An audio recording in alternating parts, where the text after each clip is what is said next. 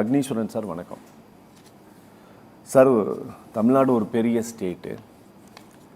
இந்தியாவிற்கு ரெவென்யூவை அதிகமாக கொடுக்கக்கூடிய 5 மாநிலங்களில் 2வது இடத்தில் இருக்கக்கூடிய ஒரு மாநிலம். இந்த மாநிலத்திற்கு அப்படின்னு சொல்லிட்டு ஒரு பெரிய கௌரவம் இருக்கிறது, ஒரு அடையாளம் இருக்கிறது, ஒரு சுயமரியாதையை தாங்கி கொண்டு இருக்கக்கூடிய ஒரு மாநிலம்.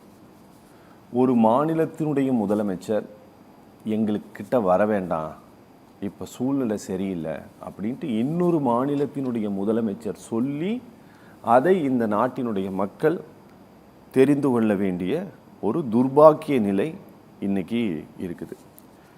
நான் சொன்ன இந்த துர்பாக்கியம் அப்படிங்கிற வார்த்தை முதல்ல சரியானதான்ட்டு உங்ககிட்ட நான் தெரிஞ்சுக்க விரும்புகிறேன் சார்.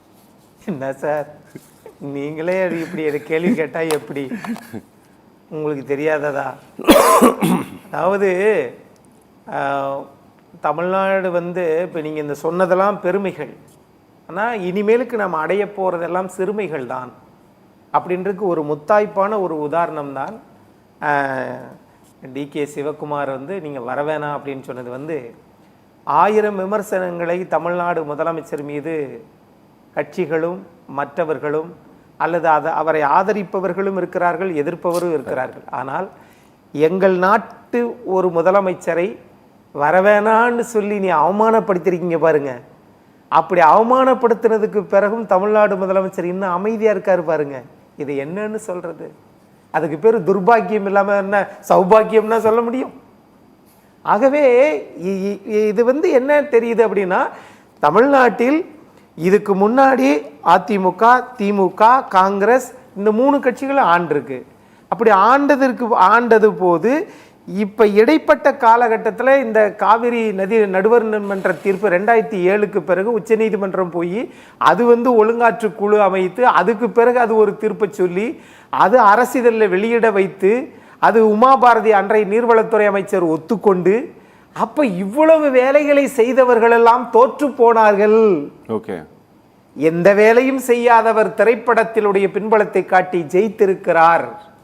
திரைப்படத்திலேயாவது வெறும் நதியை ஓட விடுங்களேன், நீங்க நடைமுறையில தான் செய்ய முடியல. ஆக மிகுந்த வேதனையாக இருக்கிறது. தமிழ்நாடு முதலமைச்சர் அவர்கள் ஒன்று பேச வேண்டும், அல்லது பேசாமல் இருக்கிறீர்கள் என்றால் செயல்பட வேண்டும். ஆனால் இங்கு அனைத்து கட்சி கூட்டம் ஏன் கூட்டப்படவில்லை கேட்டா இன்னொன்னு ரீல்ஸ் ஒன்று போடுங்க, உடனடியா தாவேக உடனே செய்யணும். ஏன் அனைத்து கட்சி கூட்டணும்? ஒரு ரீல்ஸ் போடுங்க. ஆனால் தமிழ்நாட்டில் புதிய தமிழகம் கட்சியினுடைய தலைவர் மரியாதைக்குரிய மருத்துவர் கிருஷ்ணசாமி அவர்கள் அனைத்து கட்சி கூட்டத்தை கூட்டியிருக்கிறார். எல்லா கட்சிகளும் அதில் பங்கேற்றுக்கிறது. அதிமுக பங்கேற்றிருக்கிறது, நாம் தமிழர் கட்சி பங்கேற்றிருக்கிறது, ஐஜேகே பங்கேற்றிருக்கிறது, தனியரசு பங்கேற்றிருக்கிறார், எல்லாருமே தமிழ்முன்னான் சார் எல்லாரும் பங்கேற்றிருக்கிறார்கள், பார்வர்ட் பிளாக் திருமாறன் பங்கேற்றிருக்கிறார், எல்லோரும் பங்கேற்றிருக்கிறார்கள். ஆனால் ஐயா மருத்துவர் கிருஷ்ணசாமி அவர்கள் ஏற்பாடு செய்யக்கூடிய அனைத்து கட்சி கூட்டத்திலே கட்சிகள் பங்கேற்கிற போது முதலமைச்சர் அழைப்பதில் பங்கேற்க மாட்டார்களா? அதிமுக கூட கலந்துருக்கு நினைக்கிறேன். அதிமுக பங்கேற்றிருக்கிறது அந்த கூட்டத்தில். ஆமா, திமுக பங்கேற்கல.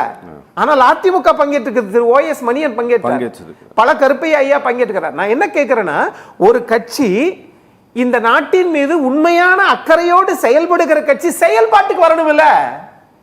நாங்க பேசவும் மாட்டோம், அனைத்து கட்சியை கூட்டவும் மாட்டோம், ஆனா நாங்க ஜெயிச்சிட்டோம் அப்படின்னு சொன்னா சார் ஒரு விஷயம் சார், மத்திய அரசில் ஆளுங்கட்சியாக இருக்கக்கூடிய பாஜகவும் எதிர்கட்சியாக இருக்கக்கூடிய காங்கிரசும் இந்த காவிரி விஷயத்தில் நமக்கு துன்பத்தை தான் செய்யும். எப்படி? 2 கட்சியும் தமிழ்நாட்டில் ஆட்சியை பிடிக்க போறதில்ல.